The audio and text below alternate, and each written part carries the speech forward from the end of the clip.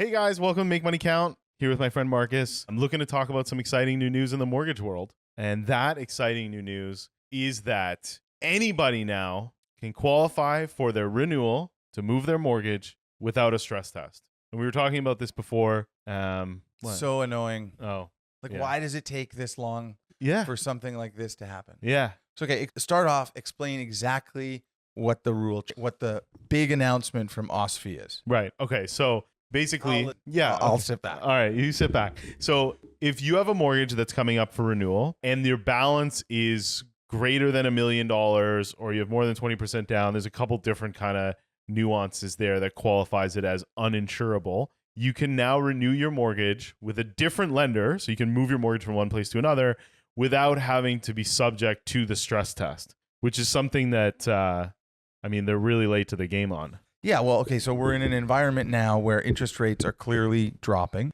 But even before, if you had a mortgage with your bank and you were up for renewal, they weren't checking your income again. Yeah. They were just renewing your mortgage. And what this rule, which was created by OSFI, did was it prevented Canadians from shopping for a better rate on the renewal of their mortgage. Correct. Get the fuck out of here. No, seriously. Like, No, I fuck, agree, yeah. fuck off. No, 100%. You're telling me now that it's in the best interest of the financial security of our banks and our banking system to prevent Canadians from getting an efficiently priced product on the renewal of their mortgage. Right. And now we're supposed to applaud this change. Of course. Fuck you. Yeah. Yeah. Right? Like, this should have been done so long ago. This should have never, ever been enacted, first of all, because it wasn't a fundamental risk to the banking sector. You know what a fundamental risk is? It's not allowing people to shop on their mortgage renewal to the benefit of allowing banks to keep clients, hold them hostage, and juice the margins on their products so that they can increase their net interest margins on their mortgage portfolios every single time they come up for renewal. Can you imagine the Bill Morneau? This is under Bill Morneau when he was the Minister of Finance. Mm-hmm. Can you imagine this Bill Morneau playbook, this liberal government playbook that these guys decided to throw in there, thinking that Canadians are so stupid no one's going to figure it out? Guys, you know what we should do is all of us banks should get together and make it harder for the Canadian consumer to switch at the end of the 5-year term. That way, we don't have to spend as much money capturing new clients. We'll just keep our existing clients. And since it's less profitable for us to go out and generate new business because we have to compete on interest rates, let's force our customers to not be able to switch when it comes time for the renewal so we can charge them more. And then they hand this playbook over to the Minister of Finance, who just jams it down the throat of Canadians. And everyone in Canada believes this is being done under the auspices that, oh, this is healthy for Canadian economy. Let's be team players and go with it. Yeah. We're here to protect the consumer. Yeah. I did a podcast when you weren't around. I don't know where you were. And I said, I'm going to try not to be cynical. Maybe it was on radio. I did a radio thing. And I was like the Alex Pearson show. And I started off and I was like, I don't want to be cynical about the Liberal government's increase of the CMHC minimum from $1 million to $1.5 million. I don't want to immediately call it like a bailout for builders or an attempt to stimulate housing prices in a time when they're down. I want to look at it as actually a good thing for first-time homebuyers. So I don't want to be cynical about this either, but it's just so hard. Like, I've been doing this for so long now. There are so many rules that have so many, like, they're so transparently in favor of the Canadian banks. Right. And we as Canadians just kind of accept them and we don't really push back. I think that the OSFI qualifying is a real problem. Mm-hmm. It was a real problem. I'm super happy that now, if you have a mortgage, you can shop it on the renewal date. Like, doesn't that sound crazy? Yeah, you're welcome, Like, Canada. Congratulations, Canadians. We realize that everyone's in a really tough spot right now. So instead of favoring the banks and allowing them to continue to juice their net interest margins on your mortgage every single time you have to renew it, we're going to let you shop your mortgage on renewal now, just as long as you don't need any more money.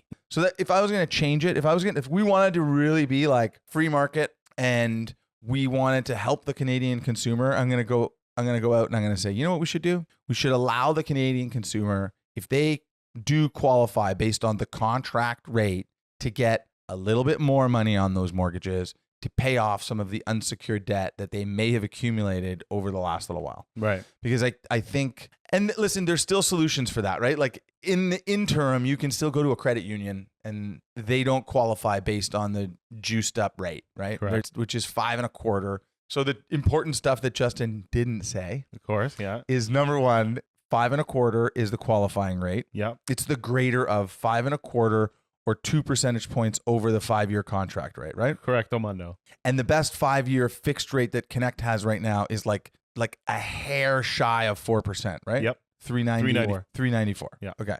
So like think about it, right? When was the last time we saw 5-year fixed rates that were shy of 4%? Like it's great.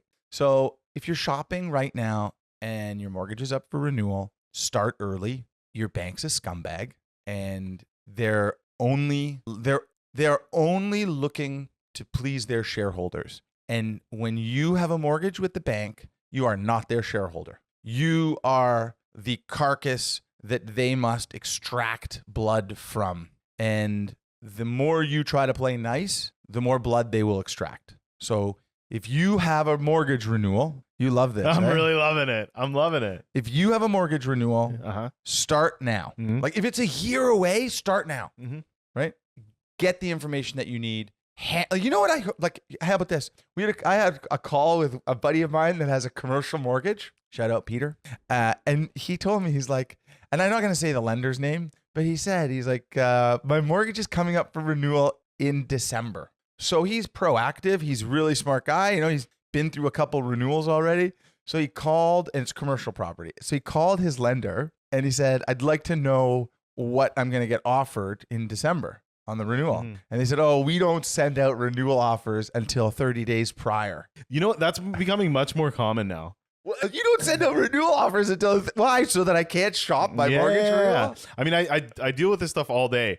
Clients, you know, you have a conversation with them, you figure out what they're looking for. And if they want to renew, I mean, you obviously want to figure out what their bank's offering them, introduce competition so that we can get the rate down with their bank. But yeah, their banks, max 45 days, 30 days, and then they're always late and we'll get it to you next week and this kind of thing. And then, yeah, they'll get it. The client will give it some thought and then there's no time to shop it around. The other thing too about adding money to the mortgage is the penalty thing, right? Not allowing for money to be added to the mortgage on a transfer eliminates the possibility of these people with 5 and 6% fixed rates, because that was the reality not too long ago, moving into something more affordable, right? Yeah. Because you can only cap $3,000 is the max. And if you got a 6% fixed rate and you want to move to 3 at a 3.94, your penalty is going to be way more than $3,000. I would just say, and I know this is like another topic, but if you are looking to break a 5-year fixed rate mortgage that's at one of those really high rates, like the 6s or the 6.5s,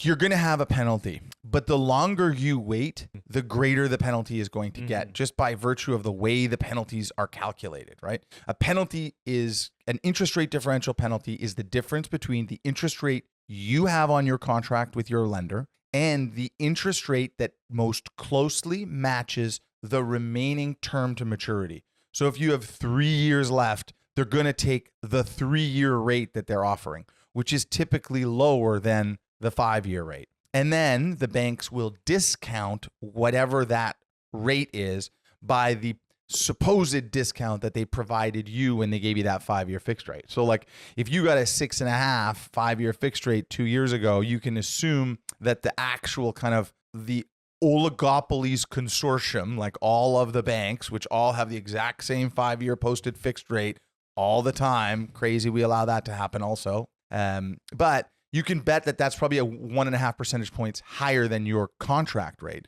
So they're going to take whatever the 3-year rate is, they're going to discount it by the same discount they gave you initially. It's going to make it even lower, and it's going to help them build up that juicy penalty to make it difficult for you to break it. So what we can do for you, what a good mortgage broker can do for you, what you could do with like an Excel spreadsheet probably, is you can calculate what your penalty is going to be. We can help you with it. You can calculate what your penalty is going to be, and then you can calculate what the interest savings are going to be by switching. It's a little more complicated if you want to calculate the interest savings associated with switching to a variable rate mortgage, because then you have to model in what the proposed drops in the interest rates are going to be.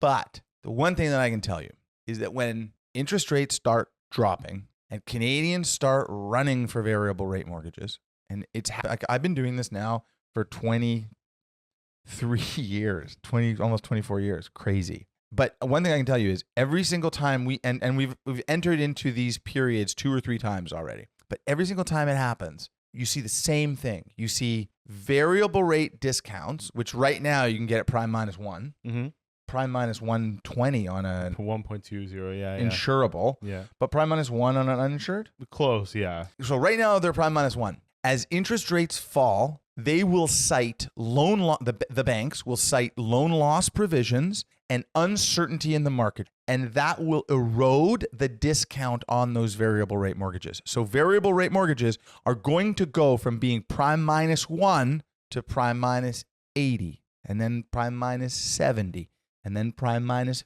50. As the banks, all they're doing is they're judging the demand for the product. So as the banks see all of the Canadians flocking back to the variable rate mortgage to take advantage of the monetary policy changes that the Bank of Canada wants them to enjoy in order to stimulate our economy, the banks will try to get their pound of flesh.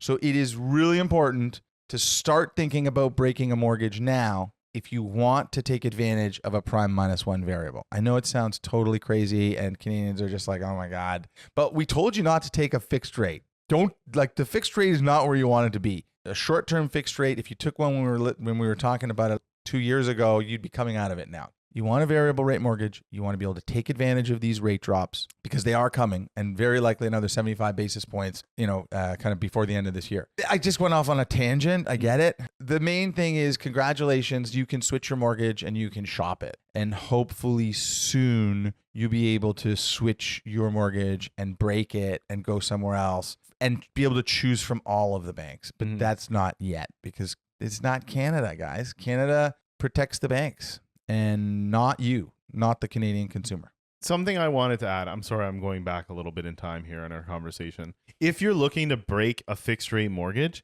another thing that we can help you out with, keep in mind that you have prepayment privileges. So another thing we can help you out with is getting a line of credit to pay down your mortgage so that you're essentially cutting the penalty of your mortgage down by, up to a quarter of the penalty, right? 25% of the penalty. I mean, 25, 30% in some cases for prepayment privileges. It's directly equal to the amount of the prepayment privilege. What do you mean?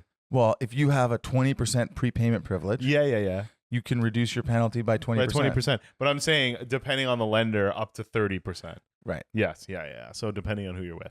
So keep that in mind. Yeah. There's a lot of tricks about it. It's just, listen, the idea behind today's show was to say, congratulations, you can switch your mortgage now and you can go to any bank you want, just as long as you don't want any more money, you're not breaking it, it's on the maturity, and you ask real nicely. But you can go to anybody. We're doing a ton of these now, so we can certainly help you out. We can ask really nicely on your behalf. Yeah. Yeah. Thanks, man. This was good. No worries. I had fun. Hopefully next time we'll be able to report on some new good news for everybody. Listen, I'm going to tell you something. From now on, it's all going to be great news. Yeah. We got to the top of the mountain. Yeah. After this thing, all good news now. Awesome. Well, listen, thank you so much. Until next time. Thanks, man. Make money count.